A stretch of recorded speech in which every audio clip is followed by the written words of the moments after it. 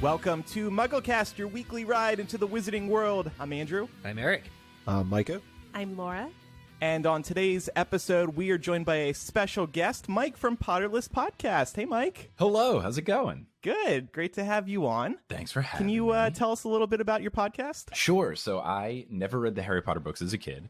So Potterless is the journey of me reading them for the first time as an adult. Started in my mid-20s. I very recently just finished the books, but every episode I just go through a chapter or a couple chapters chronologically through the book. And I did it as a way to try to point out some things that maybe as kids we don't think about. Like, you know, when there's a murderer running through the school, they just don't send the kids home and stuff like that. So just trying to point out things that don't make sense here or there. But eventually I came to just absolutely fall in love with the series, and it's been really fun. So yeah, that's called Potterless. Awesome. You can check it out anywhere. I just finished the books and now I'm doing the movies, and then I'll do all the spin-off stuff. And I saw Cursed Child, which was a play. So it's been fun. And now that I'm a spoiler-free boy, I can do things like guest on podcasts and talk about Harry Potter and not be worried about getting spoiled. So it's great. Yeah, that's great. Why didn't you get into Harry Potter earlier? Because you're about the same age as we are. Yeah, it was a couple different factors. The first of which was that I have an older sister. She's 4 years older than me. And she was really into magic type books and more fantasy stuff. So I remember, read The Lion, the Witch, and the Wardrobe. And then my mom tried to get me to read it, and I absolutely hated it. And she told me that Megan liked it. So then when my sister became really into Harry Potter, I was like, no. I've seen this happen before. Yeah. Megan likes a magic book. I hate the magic book. I will not read this. I will be reading my sports books instead. So I just avoided it because it wasn't really my cup of tea genre-wise. And then it became so popular that it felt like the only reason I would read it was out of peer pressure or to go along with what everyone else was doing. Yeah. And that felt super gross. Yeah. So I'm glad that I had the foresight at age 10 to be like, don't just do things when people think it's cool to do. You can define your own path. So I'm glad I was a hipster little 10-year-old. Yeah. But yeah, it just became a thing of just, if I was going to read them, it was because people told me to. And then I waited so long that it was I was waiting for some reason to read them. So I told myself, oh, you know, maybe if they make the Harry Potter TV series or something, I'll read them. But then I came up with the idea for Potterless, and here we are. Now it's my job. Yeah, awesome. I was thinking this morning, you are the opposite of Pottermore. Potterless. That is the reason for the name. But, is it? Yes, yeah. So that was when I was coming up with the idea for it. I wanted it to be some sort of fun pun. So I was like, oh, Pottermore, I can be Potterless, which is like the opposite of Pottermore, but then also I've lived a Potterless life. And I remember texting my friends who were into Harry Potter saying, here's my idea for the title. Is there a better pun out there that I just don't know because I've never read Harry Potter? And they're all like, no, it's a pretty good one. But now Pottermore doesn't exist anymore. Yeah. It's just Wizarding World. I was going to say. Now you've read the book, so you can become Pottermore. That's true. Oh, I should buy Pottermore.com. Yeah, good luck getting that from WB. I was going to say. But yeah, Mike, it was great seeing you at LeakyCon recently. Yeah, it was super fun. LeakyCon is absolutely delightful. Everyone is just their truest, happiest self, and I love it. I wanted to point out, you did a panel with Chris Rankin that I caught that was the situation, the roles were reversed. It turns out, when did you find out? He had never read The Tales of Beedle the Bard. I didn't know until right backstage. He was like, because he was a very late addition. I was supposed to have a different guest, but then due to a medical emergency, he filled in, which was great. But backstage, I was like, yeah, we're doing Tales of Beedle the Bard. He's like, I've never read it. Is that okay? I was like, yeah, it's actually better, probably. It was perfect because you had read, he had not read, and hilarity ensued. It was awesome. Yeah, I think it's a fun element of what happened in my show early on, and even now, like when I'm doing the movie episodes, I've intentionally have one guest who has read the books and seen the movies, and then one person who's only seen the movies. I think just having an element of someone that is new to the thing is fun, because then you get genuine reactions, which is always funny. Yeah. Was there one moment, now that you finished reading the books, was there one moment that truly shocked you in the Harry Potter series? Like, what was the biggest moment? Ooh, there's a lot. The first one that really shocked me was just how quick and sudden Sirius's death was. Yeah.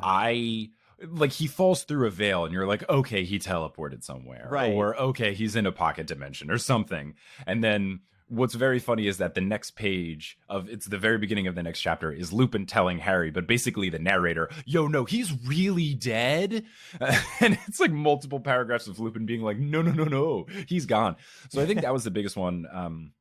And then also one that really shocked me was that both Tonks and Lupin died in book 7 because that felt excessive. Yeah. Like, okay, we've just had Teddy Lupin be born, and I wouldn't be surprised if one of them dies. But now both of the parents are dead, so it's just rough. But I will sit on my sneaking suspicion that J.K. Rowling is currently writing the Teddy Lupin spin-off series and just hasn't said anything. Oh.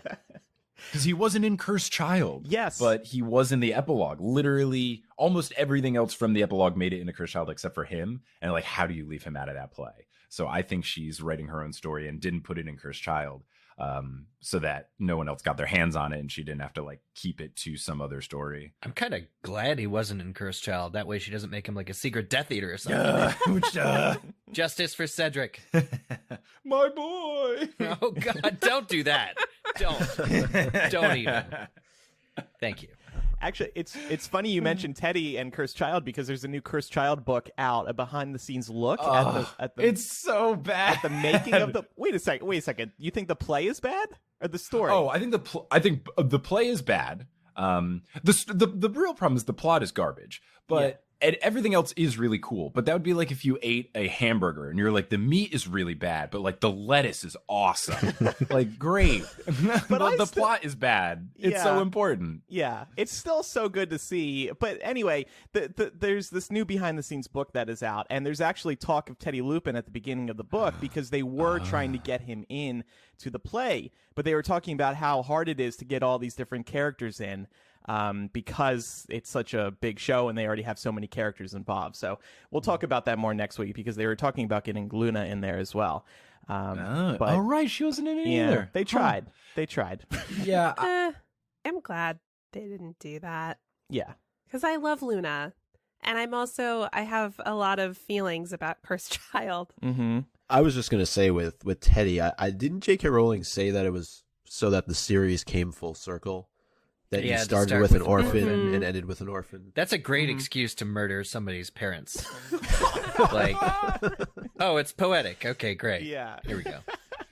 I just think it's silly that we're making a book about making a play. It's just so. It seems like there's so many. We got to get as much money out of this thing as possible. Well, wait for the tie-in podcast. There's going to be a Cursed Child official. No. Gosh.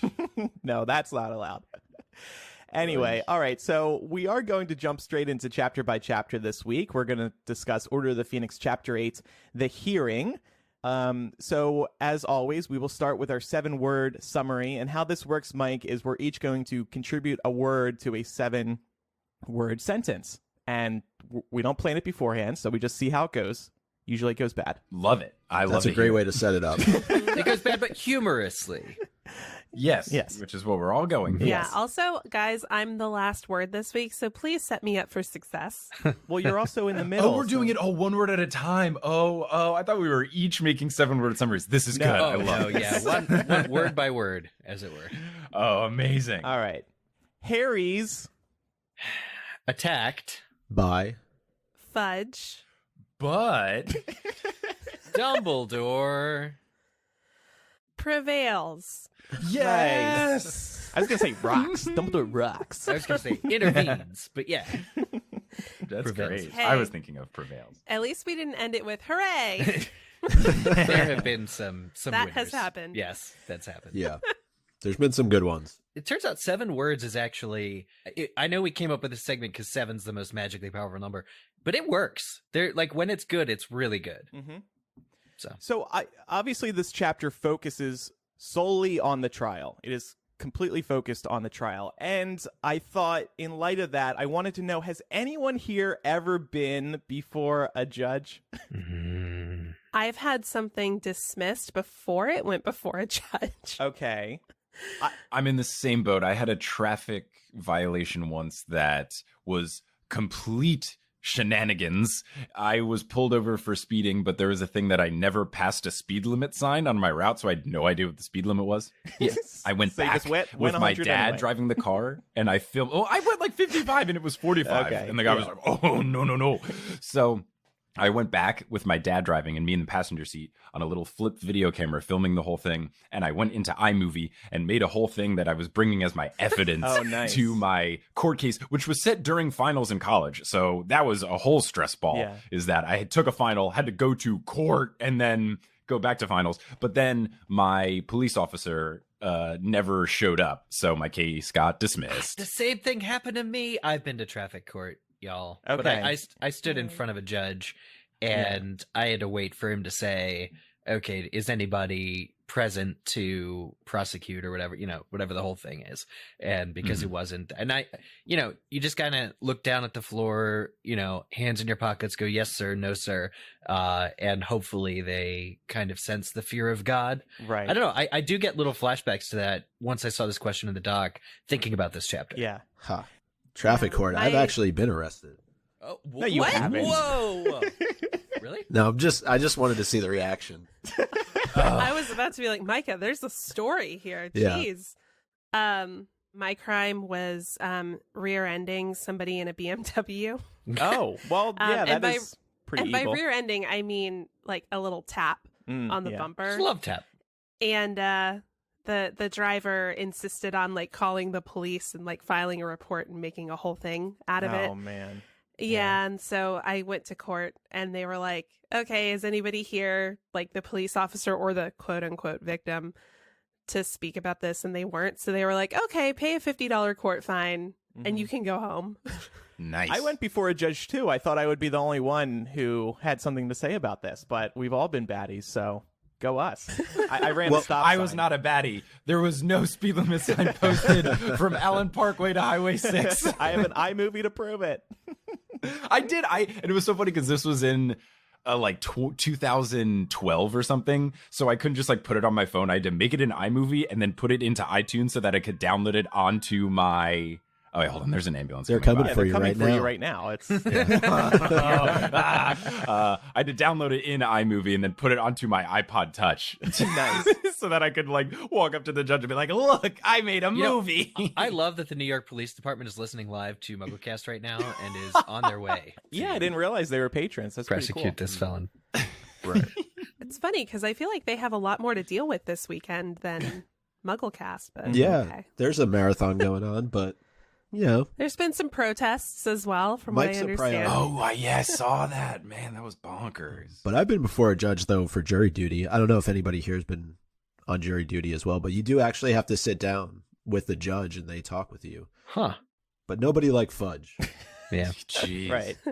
So, Micah, take us through this chapter. All right. I wanted to start off. This was something that I thought about as soon as I read the first couple sentences of the chapter, and Harry is just kind of sent into this room by himself. It seems a little odd given that he's being charged for using underage magic, but he has to go into this courtroom by himself without Arthur. Does anybody agree with that? No, yeah, that it does seem unfair. But also, when I went before a judge, I don't think I could have a parent there either. So I guess I understand both sides of the. Andrew, were you an adult when that happened? Yeah. Well, I Well, guess, that okay. explains Well, it. Never mind. He is 15. But I still wanted even- my mommy there. Yeah. No, yeah, for a wizard, he is still underage. Mm-hmm. Right. Well, they're clearly so- trying to set him up. I mean, we see that throughout Yeah. this whole chapter. So, It's a smear job. with that in mind, this is not surprising. Mm-hmm. No, not at all. And, Harry apologizes for being late, and Fudge tells him that's no excuse. We sent an owl, and I want to know, where was the owl sent? Because I don't think they know that he's at Grimmauld Place. So did it go to the Dursleys? Is it like pecking at Vernon's window? Yeah, this feels like one of those things when an important document is sent to an apartment you lived in a year and a half ago. Yeah. Like that happened to me once with tax stuff. It was like my W-2 or I-9, whatever one of those forms when I had a normal job, was sent to like some old address that I lived in 2 years ago because I was in this rotational program for engineering. So I moved every 6 months. And I was like, hey, I need this tax form. And they're like, oh, we mailed it to you. And I was like, where? And they're like, Texas. Like, I haven't lived there in 2 years. Like, if you wanted to give me this very important document, send me an email. What are we doing? It's 2019. Don't send me mail. Yeah. I don't open mail. Yeah. I do think that they probably picked the slowest owl. Like, if an owl exists, if what Fudge said, they picked, like, they asked Percy to borrow Errol or something. Errol. Yeah, absolutely. But I don't even believe that they sent a letter. I kind of think that might be BS too. Which is, at some point, you really have to acknowledge that owls are inefficient when you're talking about a time span of within 3 hours. Mm-hmm. Like, even the fastest owl, even the Speedy Gonzales of owls, is not going to get there in time for you to do anything about it unless you're able to take magical means of transportation and apparate, which they darn well know Harry can't do. Mm-hmm. They're also wizards. How are there no like wizard DMs where you just, I don't know, like you just use a spell to be like, hey, Harry, your court thing is here now. I don't know. Why are we still writing owls? Right. I get that this is in the 90s, but like I still had AIM in the 90s. Well, I mean, wizards don't have technology, so there's that. But yeah, there should be, like in Deathly Hallows, they use the coins, right, to communicate. So And Patronuses. yeah, and Patronuses, yes. Oh yeah, someone should have sent a Patronus. Yeah, so there should be more modern ways of getting messages across, and obviously owls aren't very secure too, and that's a reason why Ron and Hermione don't get to write to Harry very often. So they definitely need a more secure and more reliable mode of delivery. Well, they can also call through the flu network. That's another option they could have used. Oh, yeah. Yeah. So, but like Laura said, they're setting him up for failure here, and they don't really care if the letter actually gets to Harry or not. So maybe they did send the worst owl, but I would think they didn't send the letter at all, to be honest. And here's the other thing. At some point, your method of communication is more disruptive than what Harry's being charged for. The Dursleys have a boarded up fireplace, we found out in book 4. And so anyone who came by Flu Network would just destroy their living room. Coming through. And then an owl, again, in broad daylight in a Muggle neighborhood, a strictly very Muggle neighborhood, also kind of is a little worrisome to the protection of the Wizarding World. Yeah. And this kind of lends to what I was thinking about as far as, think about the number of people that are at this trial. Harry said there must have been 50 people there. You're telling me that you notified 50 people the morning of the trial that it was going to be changing its time and location? This thing was definitely, figured out at least the night before. Oh, yeah. Because otherwise you'd have some of those people would be like sneaking in last minute with a coffee. They're normal people too, and none of them were late. So I thought it was kind of cool that J.K. Rowling kind of secretly introduced Umbridge. She said on Fudge's right was another witch, but she was sitting so far back on the bench that her face was in the shadow. So please hold for reveal. She will come about at the perfect moment. Also, an important note is that the other witch sitting next to Fudge on the other side is wearing a monocle, and that witch we need to know more about. I want to learn about Monocle Witch. Well, isn't that Madame Bones? That was the impression I got. Oh, okay. Okay. She's the good one. I like Madame Bones even more now. She has a monocle. She's in the light. She's the good one. Umbridge is in the dark. She's the bad one. Ah, symbolism. There is symbolism here that I wanted to point out because Umbridge is at Fudge's right hand, like you said, Andrew. Oh. The right hand of Fudge, like she's his main enforcer in this campaign of evil. Yeah. Shout out to all the righties out there. It's also very important to note, we haven't discussed that Fudge is not wearing his trademark lime green bowler. He's very serious for this trial, so he's not wearing it. Hats off. Yeah. I want to know who Dumbledore's fan club is, though. Those two witches that kind of wave hello to him when he walks in. Well, yeah, he's the best. Yes. Madame Bones really likes him too, I think. Yeah. And we'll talk about this more throughout the chapter, but she takes the whole trial very fairly. She protects Harry here. She does. But I also thought it was kind of funny that so Harry takes a seat, and then as roll call is taking place, Dumbledore, quote, strides in with a perfectly calm expression. And I thought if this was going to be adapted for the movies, he should have come in a lot more angrily and done a big old witness for the defense. Me. I am not calm. Is he witness, though, or is he Harry's lawyer? He is Harry's lawyer. Dumb lawyer. Yeah, but he does call himself a witness, which is strange because he wasn't there. Well, I assume he's kind of just following Wizengamot procedure. He's allowed to bring a witness for the defense, but in this case, he is a lawyer. I love that Dumbledore's sort of clout, which is touched on in this chapter, just the fact that he strides in and is able to join the proceedings sort of officially, means that he's a witness wherever he goes. He's a witness to his own life. Like, he just can speculate openly about somebody else's experience, and the whole Wizengamot is like, interesting. Okay, cool. That's a matter of law now, or public record. You mentioned Amelia Bones before. Dumbledore mentions that he got to the Ministry 3 hours early by luck.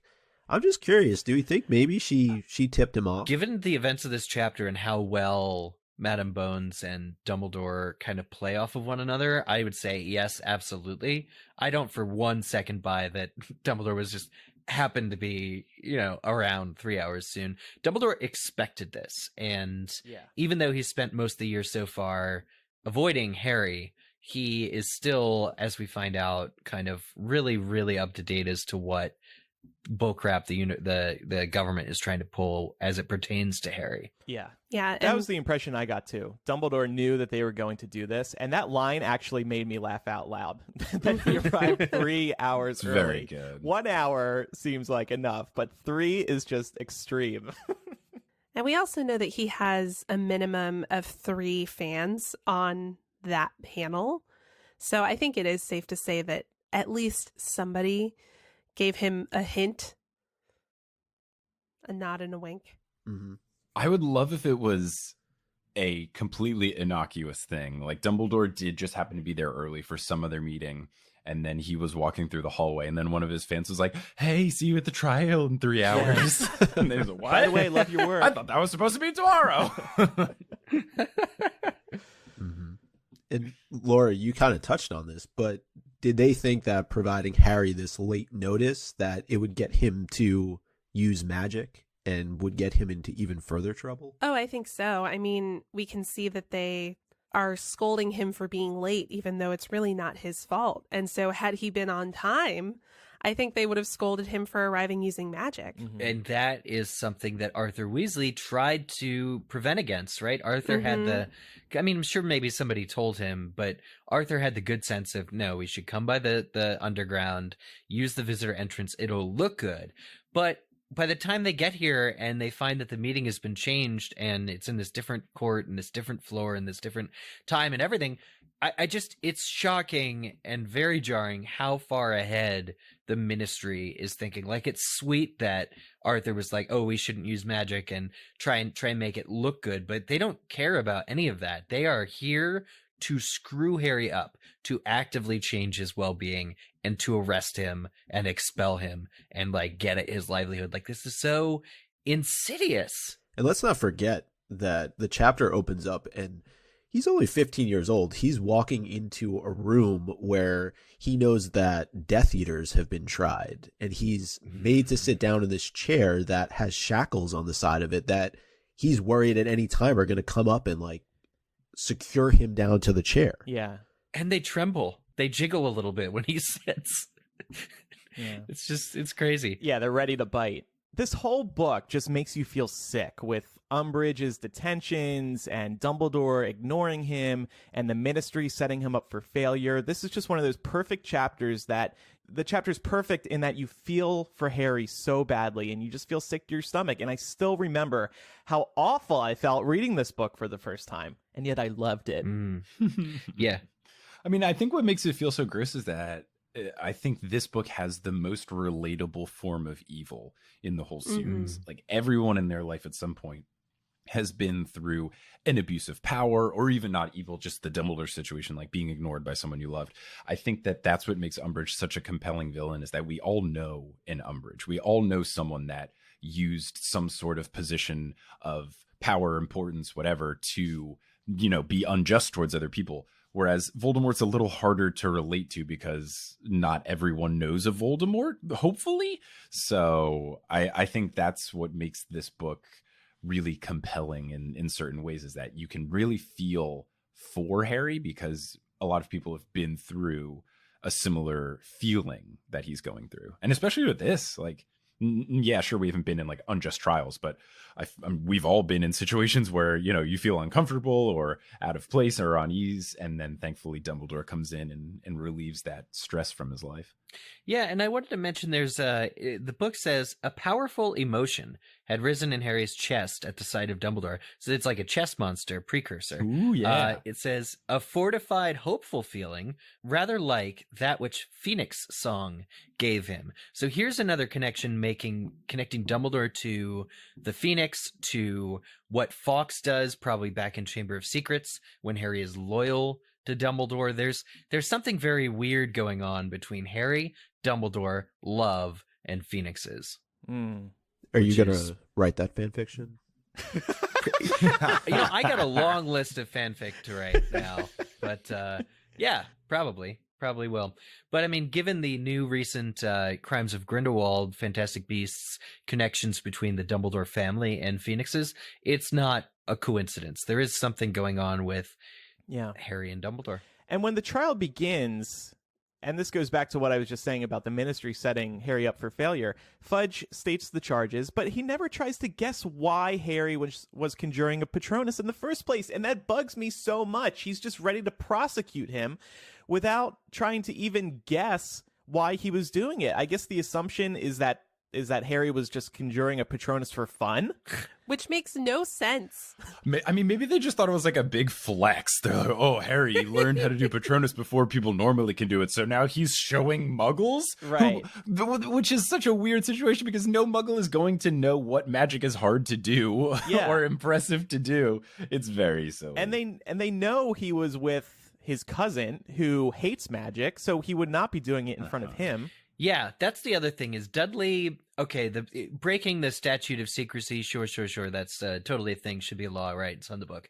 But Dudley kind of gets a pass because Dudley already knows about Harry. Dudley has already been on the receiving end of a spell a couple years ago that another wizard performed on him.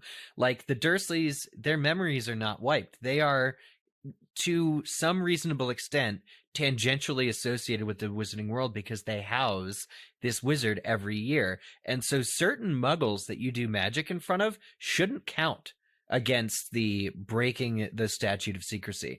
Oh, yeah. Right? That makes sense. Like, yeah, like what? No harm is being done. Well, and legally, they like nothing can be done. The Ministry has decided not to actively wipe their minds after every summer visit that Harry, like to make them forget they even have a nephew or a cousin. So the logical thing is like, well, they already know the magical world exists or very, very close to it. So doing magic in front of them isn't as big of a deal as the Ministry is making it seem by prosecuting Harry here. Yeah. That's a really interesting point because if you go back to the last two times, right, the magic was used in front of muggles who weren't the Dursleys. You had the Masons and then you had Aunt Marge. And right. So this time, though, it's just Dudley. There's no one of his friends that are around or anything like that. So that's actually a really interesting point that Harry shouldn't have really been reprimanded in that case. Mm-hmm. But again, they were looking for any reason to get him. So I don't think it would have mattered what it was. They were probably just waiting most of the summer for Harry to do something. Yeah. Whether it was another emotional outburst, kind of like Aunt Marge in book 3, or something like this that was more deliberate, I think they were waiting for their opportunity to pounce. And Harry wasn't doing anything, so Umbridge said, let me send the Dementors to town. Right. And what was ultimately her goal? What was it for Harry to use magic, or was it for Harry to die? Yeah. I wouldn't go as far as dying, but I think for this exact situation to occur, so they could prosecute him, so they could, embarrass him and get him kicked out of Hogwarts and to continue discrediting him. I just love that Umbridge's sort of reckless plan to create a catastrophe that would discredit Harry and serve in the Ministry's favor comes so close to being undone by Dumbledore's pointing out the mere fact that the Ministry still says they control the Dementors. So if there was a Dementor, it was sent. Right. It's a perfect argument. Oh, yeah, it really is. And to that point, so Dumbledore comes in and he's serving as Harry's lawyer here, and it's fantastic to see because Dumbledore is ready, whereas Harry, we'll talk about this in a moment, but would probably not be able to win this without Dumbledore's help. So thank God he's there, and he introduces his witness, Miss Fig, and she starts off with a weak description. She doesn't seem very confident during her testimony, but she gets the feelings right, and that seems to convince most of the panel that she is legitimate. And but she's not registered. I feel strongly about this because Laura made this amazing point when we were discussing the first 2 chapters about Fig and the fact that the Ministry doesn't seem to have a record of her, and I didn't remember that until getting to this chapter, and I was like, oh yeah, they actually say this. She's like, the Ministry didn't know she was living on Privet Drive. And my question is, so a squib is somebody with wizard parents who, by all accounts, should have magic but doesn't. Therefore, like, why isn't the Ministry aware that a child of magical parentage has been born? Like, what about the quill that writes your name down and then sends you a Hogwarts letter when you turn 11? Is it just not turned on? Like, do you know somebody is going to be a squib the second that they're born, that they have no magical blood in their veins after all? And if so, what are things like quick spell courses playing at? Because somebody like Filch can never, ever, I mean, if his name wasn't even written down in the book when he was born. So my question is, like, when do you become when is it sure that you're a squib, and how can you still, like, see Hogwarts and stuff? Like Neville talks about being his parents like thought he was the squib because he waited until, I don't know, 10 years old to really display some magic. But I'm all in on figuring out the nuance of how the Ministry treats their non-magical magical family counterparts. I think at best it's unconscious bias, sort of playing out the hierarchy that the Ministry has established in terms of magical beings and who they think is important. And at worst, it's just straight up bigotry. They don't think squibs are important, so they don't register them. Mm-hmm. It's just crazy because squibs seem to bypass all the can see magical things. Like, you could take a squib to Hogwarts. Argus Filch is there every day. Like, so there is, like, kind of a security breach by ignoring these people. There should be, like, a sorting hat or something to determine if somebody is actually a wizard or not. You shouldn't have to wait around for them to accidentally cast a spell through some wandless magic. I did think it was just so interesting, though, getting to Fig's testimony, that J.K. Rowling should make it so that she pretty much did not, in fact, see the Dementors. Yes. Like, that's a weird choice, because you could have it where Fig saw the Dementors and they just don't believe her because she's like batty and old or whatever. But the idea that Fig would come to the rescue in chapter 1 and go, oh, put that thing away, boy, I know all about your world, to then have her actually not having been able to have seen them is just a weird flex on J.K. Rowling's part to make it a little bit more things stacked against Harry. So I'm kind of undecided on this. Did she see them or didn't she? Maybe she did see them, but she's just so nervous that she's screwing up her testimony. Yeah, I tend to think that's the case. Also just because she's somebody who grew up in the wizarding world, but she never had the ability to exercise any kind of power. So whereas she might be able to see things, it could just be that it's harder for her to conceive of them and how they work, because she would never have the ability to, for example, fight a Dementor. So she's just doing the best she can to describe what she saw. And I think the biggest tripping point for her was where she said the Dementors were running. And that was probably in a moment of nervousness. She's trying to convey they were moving rapidly. Yeah. Honestly, though, a running Dementor, I think, is scarier than a gliding Dementor. Ooh, those ghosts have legs. Like, imagine that big thing running. Yeah. That would be Okay, but like take like the Scream movies and have Mr. Ghostface like gliding instead of running, and that's scarier. Right.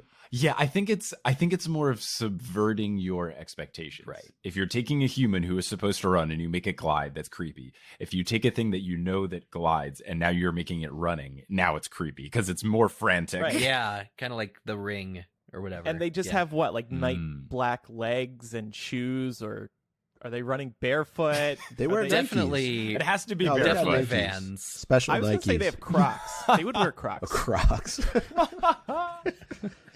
They have like orthopedic, really comfortable shoes. Like, we have to cover so much ground. My back is killing me. Have you ever seen a Dementor sit down? They need comfortable footwear. That's Show true. a little. They're on their feet all day. Sucking out all the souls. Giving all the kisses. Speaking about shoes and stuff, the fact that Dumbledore comes in and he's going to be the lawyer, it's always important for me to remember that he was the head of the Wizengamot. So they all have to be so terrified. And this is why Fudge is so shook, because he was the top dog. Yeah. And then now he's coming in as the lawyer. It'd be like if you were playing pickup basketball and then LeBron James shows up and he's like, yeah, I'm going to play with Harry. And everyone's like, oh no, you're the basketball guy. Yeah. That's a good point. He's supreme mugwump of the International Confederate of Wizards. Like Dumbledore, ins and outs, Dumbledore knows the government, knows the way that they work. And that's something that's not entirely... I mean, it's conveyed by his actions, but there's no follow-up scene where he's like talking to Harry and going, I know how they work. Like, I know how their minds think. I got you. Right. I don't know. And then maybe this is influenced too much by the film, but I've always felt that Mrs. Figg's testimony was rehearsed and that she didn't really see the Dementors. Though I also wonder, are there varying degrees of squibs? Because you mentioned Filch earlier, who works at Hogwarts. Clearly he can see Peeves. He, is working at a magical school. So it's hard to say, but I don't buy her testimony. And quite honestly, I'm surprised that Fudge and or Umbridge let it go on for as long as it does, because it's just not all that convincing. I think what I always got out of it was that she knows what happened, but I always imagined is like she knows enough about magic to know what Dementors are. And when she felt the cold and saw what Harry did and everything, she knew what was happening, but she couldn't see them. But I think I agree that I think that her description of them is a lie. And it's more if she was told, because that's even what Harry says, is that her description sounds like someone who read about Dementors but has never seen one. So I could believe that her parents or someone else in her life told her what they were like. So she, for whatever reason, thought it would be more convincing if she described them from what she's heard, rather than just say, oh, I'm scope, so I didn't see him, but I felt it, so I know it was happening. That's how I always... It's kind of disastrous for Dumbledore, though, too, because he could have prepped her better. But maybe he did. And to the other point that was raised earlier, maybe she's just really, really nervous to be in this setting, though. Sure. I mean, I would almost argue that Petunia makes a better description of a Dementor in the first chapter than Fig does here. Mm-hmm. That's true. Although I will say, I think that courtroom dramatizations set us up to think that everybody's really good at testifying. And that's just not the case. No, you're right. That's a good point. So I actually really appreciate that J.K. Rowling showed us this side of what it's like to be really, really nervous when you're testifying in a case where you really don't have a choice but to be there. Yeah. Get ready, kids. It's not easy when you have to go through this. The other thing that I think maybe I think exacerbates the situation is that I think it's clear that Fig is a plant by Dumbledore on Privet Drive. The idea that the Ministry had no inkling that she was there, and now she's being called to testify on Harry's behalf by Dumbledore, speaks to a kind of shadow in I don't want to say like a shadow government, a shadow arrangement, that Dumbledore is very clearly watching Harry of his own accord, using means that the Ministry wouldn't have thought of. Like, this is very incriminating to Dumbledore. Not that Dumbledore's committing a crime, but it's actually pretty dangerous for Dumbledore, I think, to trot Fig out, because it shows that he's actively subverting, like, the Ministry can't be their own people at watching Harry. He is inserting himself and his own agents in there. So I think maybe Dumbledore does lose something. Like, this might come at a little bit of personal cost for him to reveal some of the behind the scenes orchestrations of what he's got going on with Harry's protection. Yeah, but the alternative is that Harry gets expelled from Hogwarts and he can't keep a close eye on him for most of the year. So, but also Dumbledore just knows that Harry was wronged here, so he needs to right this horrible. It's such wrong. a love-hate relationship because he's trying to avoid Harry at the same time. Like, all year, he's a real dick to Harry this year, but he shows up to work his magic now. Right. But Fudge mentions, though, that he's going to go check and make sure that Squibs can, in fact, see Dementors. So, not that it's going to matter. well, and he was also like, you'll leave the details of your parentage with my secretary. We're going to verify that you're a squib. Yeah. Well, he was caught off guard by Dumbledore introducing his witness, and now he's just grasping at straws here. Yeah. So there's a lot of back and forth between Dumbledore and Fudge, particularly as it relates to Hogwarts and what Dumbledore has the authority to do or not to do. And so I was wondering, did you all think that Fudge made the decision to implement Umbridge at Hogwarts before or after this trial? I think right in this moment, because Fudge says, "Oh, not our business. You think so?" That's a tease. Dumbledore just poked the Pillsbury Doughboy, and he's not happy. Woohoo! Yeah, I think it was exactly in this moment. Yeah, I think it was probably just the interaction between how Umbridge and Dumbledore went that he came up with the idea. Yeah. And then moments later, Dumbledore says there is no law yet in place that says the court's job is to punish Harry. So Dumbledore was tempting them. Right. Yeah, well, and this is also Fudge's way of being like, okay, well, I'm going to have somebody on your turf keeping an eye on Harry as well. And it's the woman in How do the you like shadows. that? Come on out. Take that, rewind it back, Dumbledore. And yeah, I mean, there's a number of references to the 2nd of August and what Fudge tried to do to Harry, which was not within his authority to do, right? It wasn't within his authority to expel him from Hogwarts, nor was it within his authority to take away his wand. So it just shows you the level of which the Ministry is willing to go to really delegitimize Harry and make him feel isolated very, very early on. I have a question for the panel related to the Ministry thinking it has the ability to expel Harry from Hogwarts. So we remember in book 2, Harry received the letter telling him that if any more underage magic was performed at Privet Drive, he would be expelled. And then the following year, the whole debacle with Aunt Marge happens. Fudge gives Harry the pat on the back and says, "Oh, my dear boy, we don't send people to Azkaban for blowing up their aunts. How silly." It makes me wonder if Dumbledore intervened between books 2 and 3 to remind Fudge, like, you can't do that. Yeah, You can't threaten to expel our students. possibly. But wasn't Fudge in book 3 also trying to be nice to Harry? So I think but I've got some connecting the threads that make me question his motivations there, and we'll talk about those at the end of the episode. okay. I'll get my spool ready. So, Andrew, you wanted to know, would Harry have won without Dumbledore there? It seems highly unlikely. Yeah, that's going to be a big no. I think a big factor what helped Harry is that Fudge is absolutely shook by Dumbledore being there. From the moment Dumbledore walks in, I don't think Fudge says a single sentence without an M dash in there.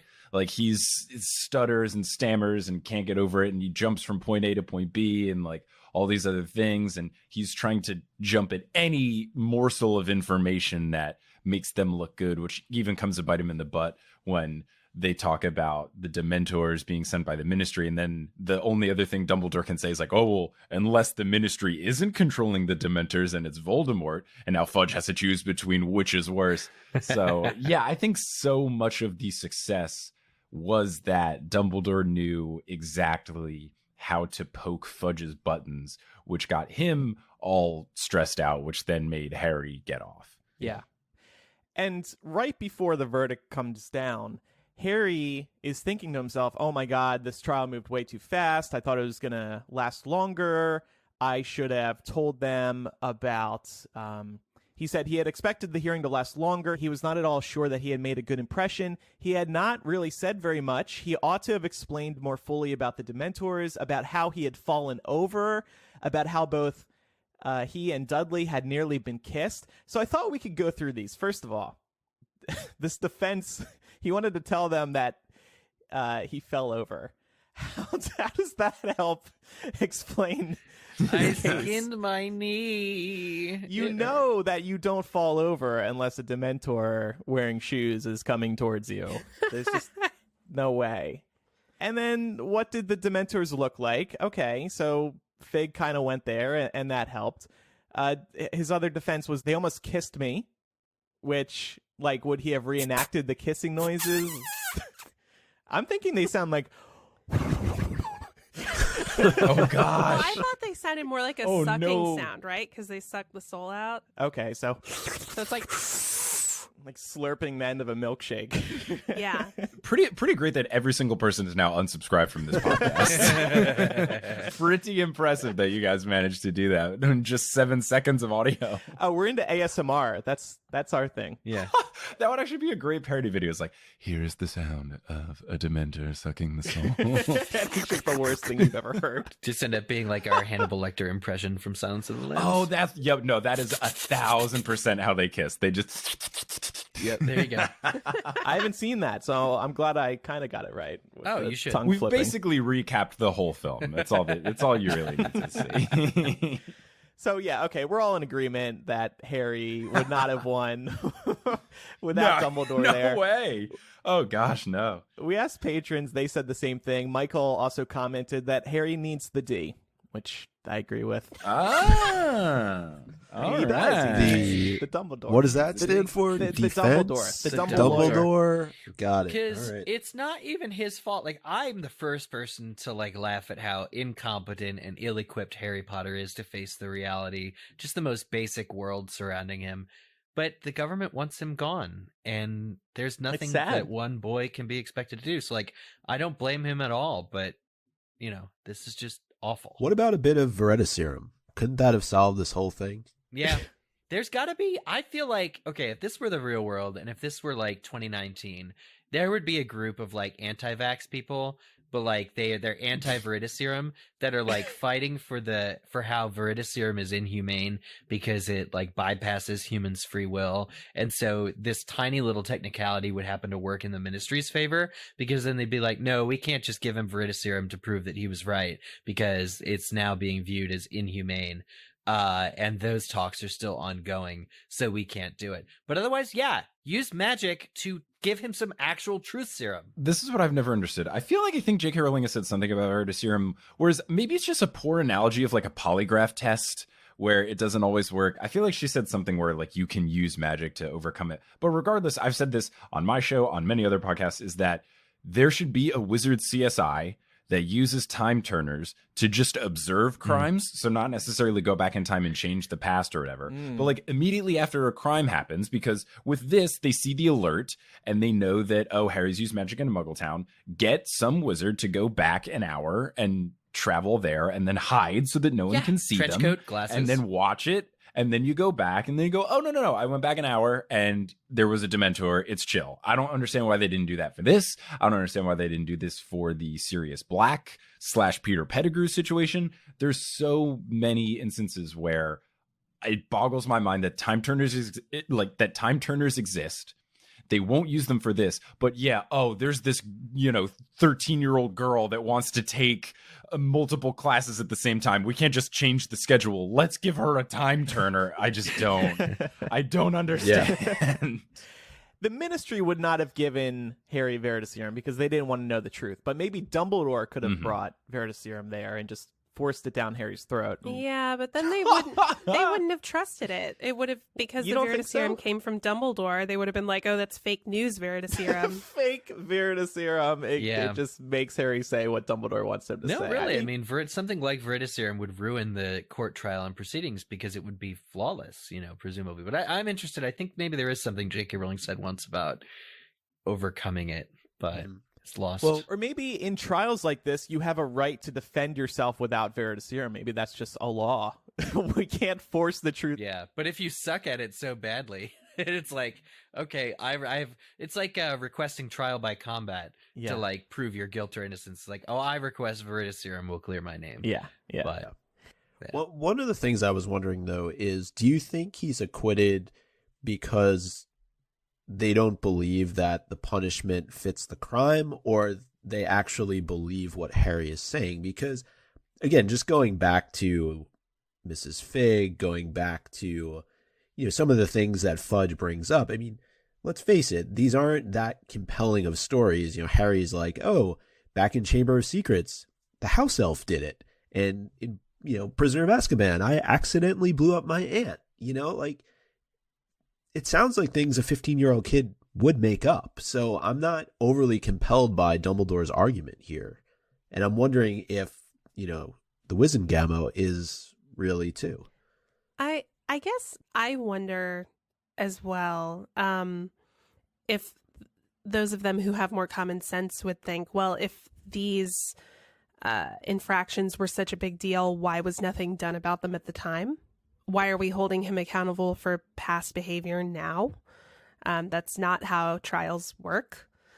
Also, I think Dumbledore probably still holds some clout with most of the board. I have a feeling that it was a few higher ranking members that pushed him out at Fudge's, urging. So, and it was noted, Eric mentioned earlier in the chapter about Dumbledore coming in and Harry being really excited about this. And I wanted to talk about this again because it's noted twice that Harry's heart has swelled to an unnatural size. He's so happy that Dumbledore is there, and Harry is speaking romantically about him. He's talking about Dumbledore striding serenely in the long midnight blue robes, and he's perfectly calm, and his hair gleamed in the torchlight. Sounds like you have a fanfic you would like to write, Andrew. It's like, oh, Dumbledore's here. But then by the end of this chapter, it feels like a date gone wrong because Harry's so happy. They're back together. This is going well. Dumbledore just saved my butt.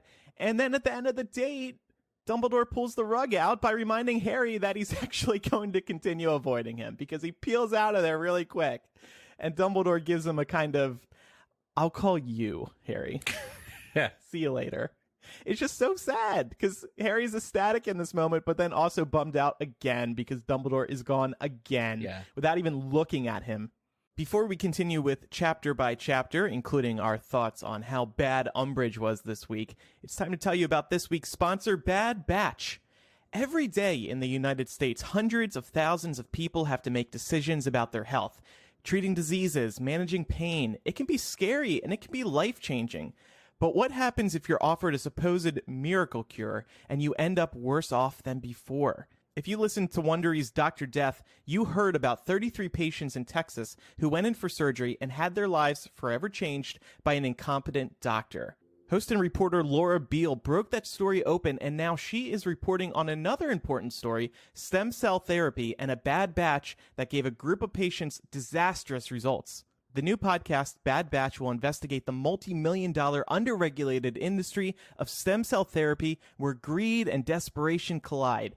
This is an industry that claims to treat pain, autoimmune diseases, infections, and even autism. It's a cautionary tale and an important listen, and this is by Wondery. They are a wonderful network of podcasts. They really bring these stories to life, and they are extremely well-researched. You can subscribe to Bad Batch on Apple Podcasts, Spotify, or wherever you're listening now. There's also a link in our show notes. Check it out. And thank you, Bad Batch, for sponsoring this week's episode. So we're keeping track of how many times Umbridge sucks throughout the book. We're currently at 4 times so far, but this tally is going to go up by 2 today. 1 for changing the time of the trial. We didn't talk about this, but I feel like she's probably to blame for that, right? Yeah. Okay. Yeah. What did you say, Laura? Oh, I said, yeah, I accept it. I believe it. Does she get one for time and location, or is that 2? Sure. Let's I add want this another. number as high as possible. No. She commits so many horrible things in the future. We can keep it a little lower now. I think But it's 2 only- is... Eric's such a come buzzkill. on. She's at 4 already, and this is the first time we even see her. Yeah, but we can't. Yeah, we she's been can't in the actually shadows. pin. She definitely got the ball rolling here, but we don't know. There are so many corrupt intentions coming from the Ministry en masse that I don't think you can actually pin this strictly on Umbridge. Like, All right, so we'll split the difference. So just 1 there, Yeah. and then No, another let point for Mike decide, please. Okay, Mike. I think let's just keep it at 1 because Yeah. it'll be Okay. more dramatic to see how sharply it rises. Graphs are always fun when they explode up. So if you keep it lower before we get to Umbridge being the worst, then you'll see a huge increase in the slope of the line graph. So I say keep it low for now. Don't grasp at straws. Okay. And then 1 more point for pretending that she didn't send the Dementors to Little Winging. She did shudder a little bit when Dumbledore brought that up because she is guilty. So that's an extra 2 points. That's 1, and that's 2. Okay. So Laura, why don't you connect some threads for us? What did you find? Yeah. So, Mike, we like to do this segment on the show called Connecting the Threads, where we believe that in the Harry Potter series, Goblet of Fire is sort of the centerpiece. And there are threads that correspond to books 3 and 5, 2 and 6, and 1 and 7. So, since we're doing Order of the Phoenix right now, we're looking back to Prisoner of Azkaban for threads to connect. One of the first ones that I found was Fudge's sudden changes of heart in these books. So in Prisoner of Azkaban, after Harry arrives at the Leaky Cauldron on the night bus, he's going back and forth with Fudge about what punishment he's going to get for blowing up his Aunt Marge. And he says, "Last year I got an official warning just because a house elf smashed a pudding in my uncle's house. The Ministry of Magic said I'd be expelled from Hogwarts if there was any more magic there." And then Fudge, being all reasonable, says, "Circumstances change, Harry. We have to take into account.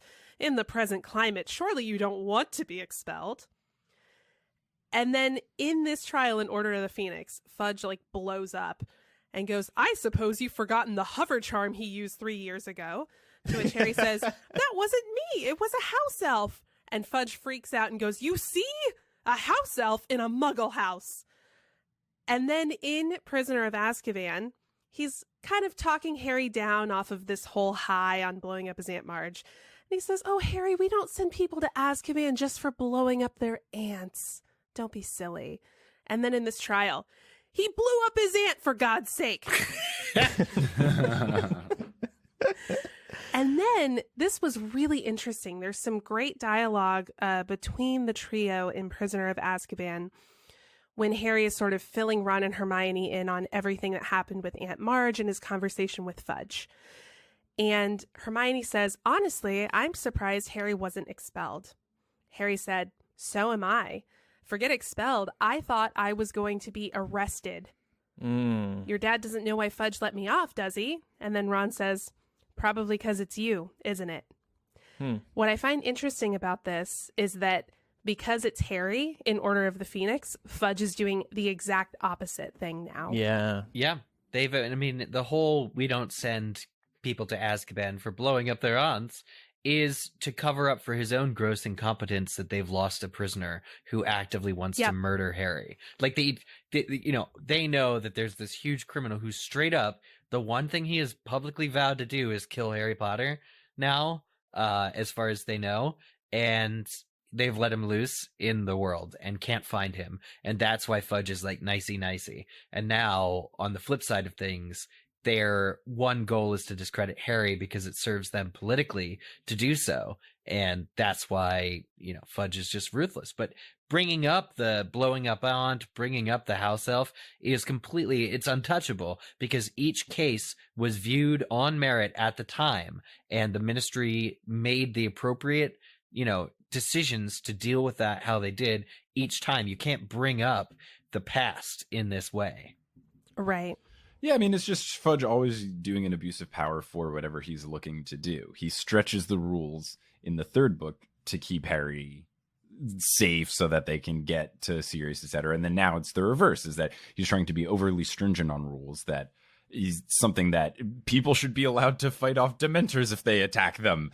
But now he's trying to go the other direction. So I think it's just consistent that Fudge is corrupt and just tries to use his position, the ministry, etc., to get to an end. And in this particular book, the end is anti-Harry, whereas in book 3, it's the flip and it's pro-Harry. Right.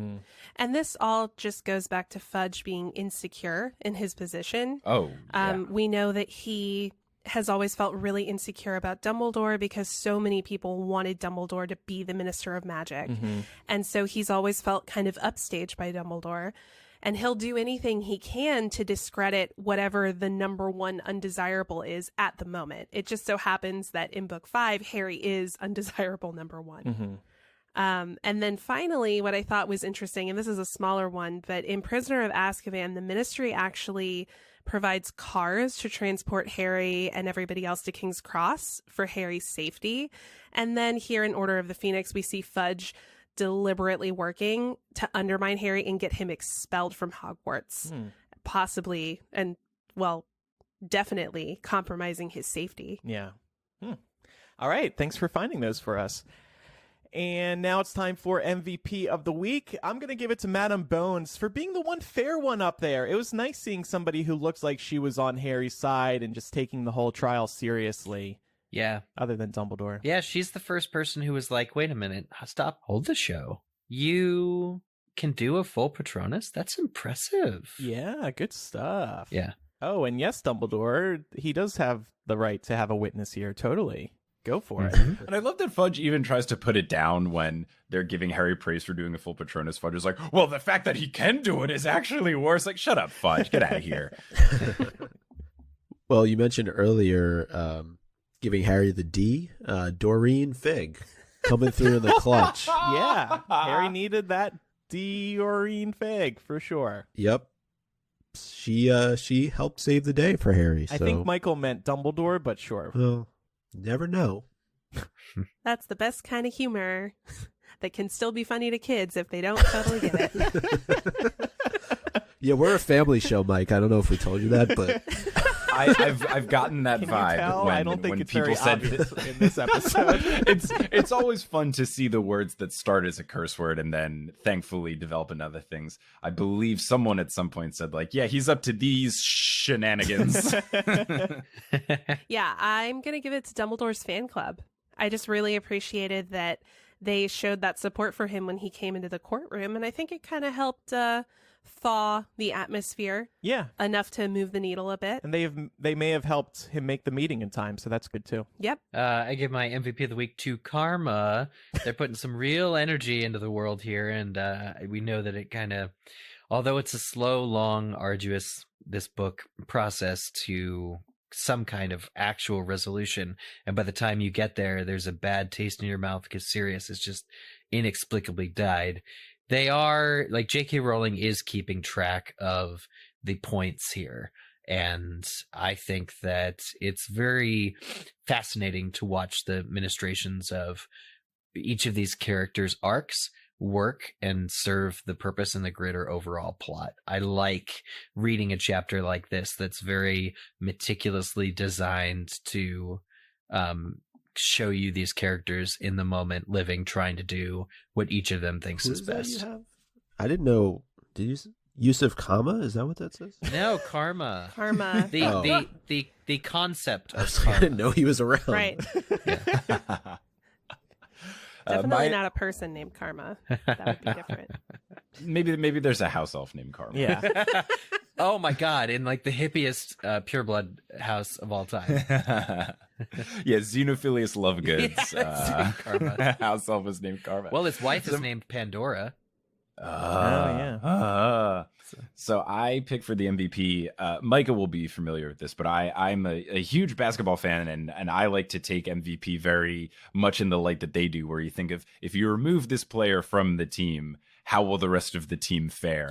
And if you take Dumbledore out of this trial, it's much like if LeBron left the Cavaliers when the second best player was Zodruskus Ilagauskas. And that's basically Mrs. Fig, where LeBron can come in and he can make these scrub level basketball players look good. I think Dumbledore has done the same thing where he comes into the mix. He is great on his own. He elevates the game of Harry and Mrs. Fig, and without him they would have stumbled and be awful. Like, look at even their moments where Harry's like, oh, I stubbed my toe, and Mrs. Fig is like, yeah, they run. So Dumbledore, without him, this would have come crashing and crumbling down, and it would have much been like the not anytime LeBron was not on the Cavaliers. Yeah. All right, and now let's rename the chapter. Harry Potter and the Order of the Phoenix, Chapter 8, Dumbledore versus Wizengamot. And I think it would just be so cool if you turn the page and you see this chapter title and you're like, oh, shenanigans, Dumbledore's coming back. It's going to be a big old battle. I went with Harry Potter and the Order of the Phoenix, Chapter 8. Why did I wake up early for this, Cornelius? Andrew, do you have my I'm ready. I'm ready, thing queued up? Okay, cool. Harry Potter and the Order of the Phoenix, Chapter 8. I love it. I went with something similar. Harry Potter and the Order of the Phoenix, Chapter 8, Wizard Court. Mm-hmm. Law and Wizard. Very, very good. Yeah, I went a little different direction. I'm calling it Harry Potter and the Order of the Phoenix, Chapter 8. His middle name is Brian? Nobody talked about this? What an Albus Percival Wulfric Brian. Dumbledore. I have a list of, if I ever talk to J.K. Rowling, there will be, I will only ask her the most ridiculous questions. And right at the top is like, okay, what bet did you lose that you had to make his second from the last name Brian? It keeps him down to earth. Keeps them grounded. You know how parents will sometimes give their kids, like, if they give their kids a really ridiculous first name, they give them a more normal middle name so they can fall back on it if they want. Need to Maybe use it. Yeah, they were like, you know what? Like, he might need a normal name at some point. So somewhere in this list of like 6 different names he has, let's just give him like a normal Muggle one. Yeah. The people I talked to, the authors of the Ultimate Unofficial Guide to the Mysteries of Harry Potter, seemed to think it was a Monty Python reference. They Well, were you know what? pretty convinced. I bet it is. The Messiah, he's not the Messiah. He's just a naughty boy born next door. Well, also there are a number of Monty Python references throughout the books, so I think And there's that Monty checks Python out. actors in the films. Yep. Yeah. Here's a question, just timeline-wise, since I was not in the fandom at this point. When did the third movie come out? Was that before or after this book? 2004, and then the book 5 came out in 2003. Yeah. Okay, because I've been doing the movie episodes of Potterless, and I think they talk about Brian being his name in the third movie. I think there's some point in the film where they bring that up. Which is very interesting because, like, we know about it, yes, timeline-wise, but if you're going by the book thing, we didn't learn it in the book until book 5, but it's brought into movie 3. So I was wondering, it would have been very cool if the book wasn't out yet. Maybe J.K. Rowling in the writer's room was like, hey, guys, guess what? I'm going to do this cool thing in the 5th book where his 4th name is Brian. Feel free to use that if you really want to. This is super crucial to later books, she said. And Steve Clovis is like, okay, I'll work it in. Do you think it was given by his parents, or do you think that he gave it to himself? Because it always seems like it's a Muggle name, right? Kind of. So it's the one that stands out the most from all the others. So I've always thought, like, just given who Dumbledore is or who he becomes, that it would be very Dumbledore-esque to kind of take a Muggle middle name. Yeah. Maybe in the Fantastic Beasts franchise, he's going to go through a period where he's like moonlighting as a Muggle, and his name is Brian. That'll be way better than the crap movies we've been getting from this series. he goes into like a gay bar. And you're preaching to the choir. He goes into a gay bar, and then somebody's like, "Hey, man, what's your name?" And he doesn't want to say Albus, so he's like, "Brian." That'd be great. He like looks at the TV, and there's a baseball game on, and Brian McCann is batting, and there's Brian, a cheesy lawyer commercial. Call Brian today. Brian, my name's Brian. I would also love to live in a world where that's his pet name, You know, he's dating whoever, and then they call him Brian as like the cute couple name. Brian, baby. Next time I'm in a gay bar, I'm going to say my name is Brian. If you have any feedback about today's discussion, send it on in, mugglecast@gmail.com. You can also send a voice memo to that email address or use the contact form at mugglecast.com. You can also call us, 1-920-3-MUGGLE. That's 1-920-368-4453. It's almost time for Quizzitch, but I wanted to let everybody know that Eric and I went to another Harry Potter trivia night here in Chicago a few days ago. And we got third place out of like 29 teams. Hey! Yeah. It was hard, you guys. It was hard. It was a little question. What was the hardest question? Scorpius Malfoy's middle name. He doesn't have a middle name. That's what we thought. That's what I said. Oh, that's what was it? Like It's so bad. Yeah, Hyperion. Scorpius Hyperion? Yeah. All right, Draco can't be a father anymore. You should call Child Protective Services if you've named your kid Scorpius Hyperion. I don't know where the hell it came from, but I feel like once it was said, and that was the wager question involved getting his thing right, and if we had gotten it completely right, because they asked for full names of characters, then we would have won. And we didn't, so we didn't. But and the quizmaster just clearly was not a Harry Potter fan, which happens from time to time. Like, for example, she kept calling Thestrals thresholds. Gotta be careful with those thresholds. And there was you can only see them if you've seen Death. And then there was a question about Potter Watch, the radio show, right, in Deathly Hallows, and she called it Pottercast. And I'm like, I tweeted Pottercast. I was like, hey guys, you got some free promo because this quizmaster doesn't know what to say. I will say, like, we've been to this exact brain bash, I want to say, trivia before, but this time it was really flawed because the entire first round was fan art and said identify these character pairs by this fan art. First of all, it's fan art. The interpretation is completely loose.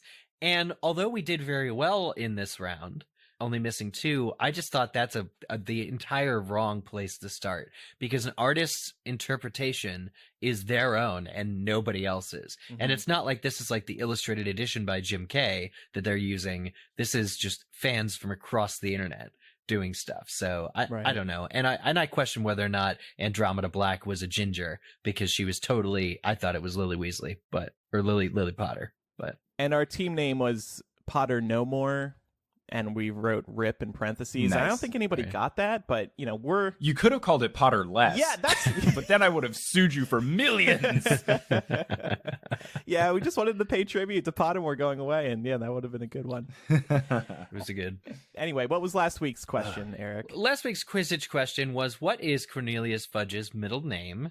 And I plan to do a deep dive on like name origins and what it means to be called this. But Cornelius Fudge's middle name is, of course, Oswald.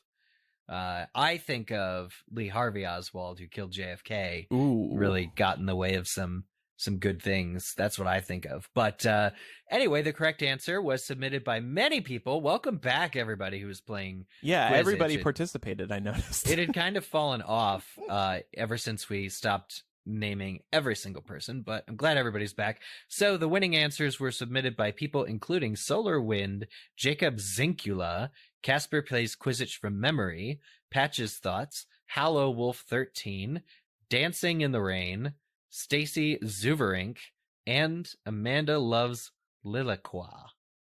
So and others. So to play what about this game, Count Ravioli? it might be in there somewhere.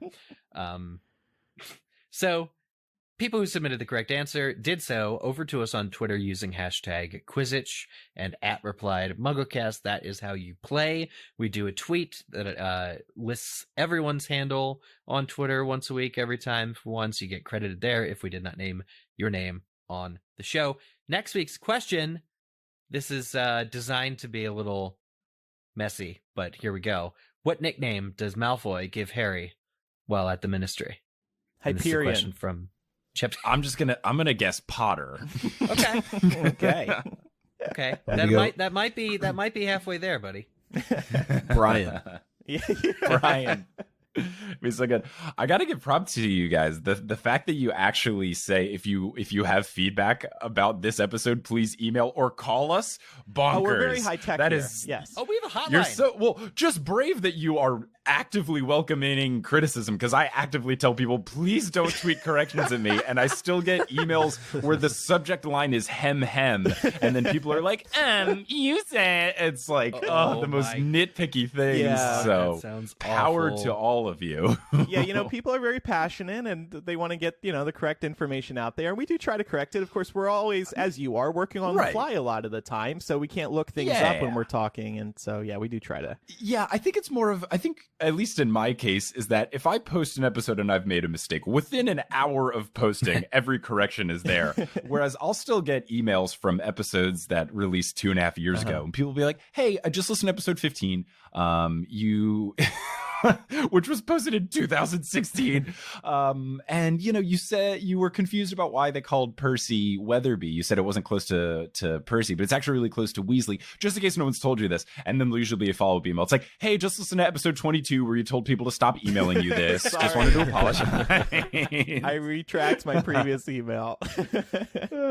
Just like I love how detail oriented Harry Potter fans are. It's great, but it's like, guys, if the episode's more than an hour old, I've got it. I've been brought up to speed, and I'm so sorry for all of my transgressions.